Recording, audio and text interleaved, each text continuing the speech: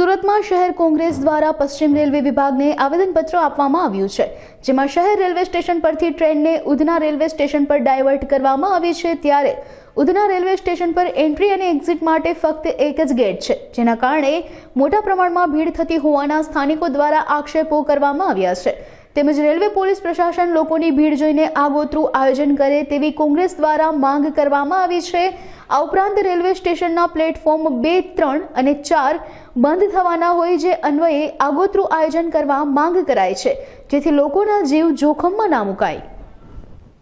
કલ્પિતભાઈ, શા કારણે રજૂઆત કરવામાં અત્યારે આવી રહી છે?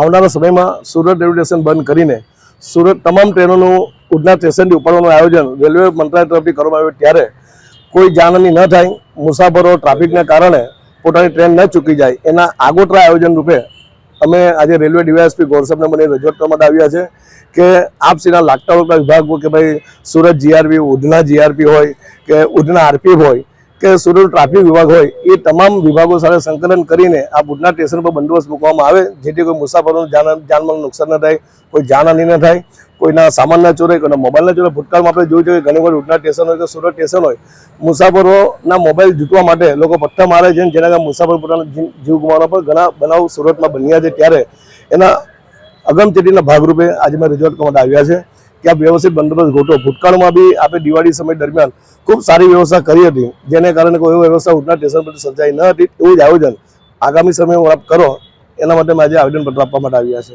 આજ રોજ સુરત શહેર કોંગ્રેસ સમિતિના અમે તમામ આગેવાનો સુરત રેલવે સ્ટેશનથી તમામ ટ્રેનોને ડાયવર્ટ કરીને ઉધના રેલવે સ્ટેશન તરફ એ લોકો લઈ જઈ રહ્યા છે। એ રેલવે સ્ટેશન તરફ જે સુરતથી ઉધના રેલવે સ્ટેશન લઈ જઈ રહ્યા છે, તો ત્યાં ઉધના રેલવે સ્ટેશન પર આજની તારીખમાં 15 થી 20 હજારના મુસાફરોની અવર જવર છે, અને સુરતનું 1 લાખ, 1.25 લાખ જેટલું મુસાફરોની અવર જવર। એની સામે જોઈએ તો ત્યાં એક પ્રકારની એ લોકોએ ટ્રાન્સપોર્ટેશનની વ્યવસ્થા કરી છે કે કેમ મુસાફરોને લૂંટાઈ ન જાય, મુસાફરોને પેસેન્જરોની લૂંટ ના થાય, એ માટેનું તમે શું આગોતરું આયોજન કર્યું છે? આપ જોઈ શકો છો કે સુરત રેલવે સ્ટેશનની સામે કેટલું મોટું પટાંગણ છે અને એમાં કેટલી મોટી ટ્રાફિકની વ્યવસ્થા થઈ શકે એમ છે। જ્યારે તમે ઉધના રેલવે સ્ટેશનની સામે જોશો તો એક સાંકડી ગલી છે, એમાં તમે શું કરી શકશો અને શું આયોજન છે? આટલી મોટી સંખ્યામાં લોકો આવશે તો શું થશે? અને કાલે રાતના મેં જોયું, હું ઉતર્યો તો કાલે રાતના 1:30 વાગે ઉધના રેલવે સ્ટેશન પર લાઈન બંધ, બંને સાઈડ પર રિક્ષા હતી, એક ગાડી પાસ થઈ શકે એવી પરિસ્થિતિ છે। અમારા પોતાના અનુભવની વાત કરું છું, કાલે રાતની વાત કરું છું।